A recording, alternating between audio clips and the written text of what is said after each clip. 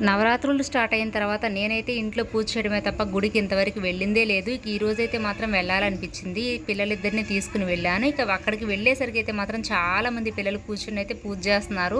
ఈరోజు మూలా నక్షత్రం సరస్వతి పూజ అయితే చేస్తారు కదా. ఇక నేనైతే మాత్రం ముందేమీ తీసుకుని వెళ్ళలేదు.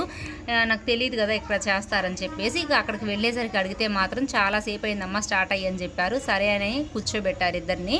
ఇక పూజకు కావాల్సినవి మొత్తం వాళ్ళే అయితే ఇచ్చారు. ఇక పిల్లలిద్దరు కూర్చుని పూజ చేస్తున్నారు. వాళ్ళకి తెలుసో లేదని అన్ని చెప్తా ఉన్నాను నేనైతే మాత్రం పక్కన కూర్చుని. నిజంగా ఈరోజు మా ఇద్దరు పిల్లలు పూజ చేసుకునే అవకాశాన్ని అయితే అమ్మవారు కల్పించారు. ఇంతవరకు నేను ఎప్పుడు పూజ చేయించలేదు. ఇదే మొదటిసారి చూడడం కూడా నేను ఇదే మొదటిసారి. పూజ అయితే మాత్రం చాలా బాగా జరిగింది. ఇక బుక్స్ అలాగే పెన్సిల్స్ పెన్నులు అవన్నీ మాత్రం పంపిణీ చేశారు పిల్లలకైతే మాత్రం.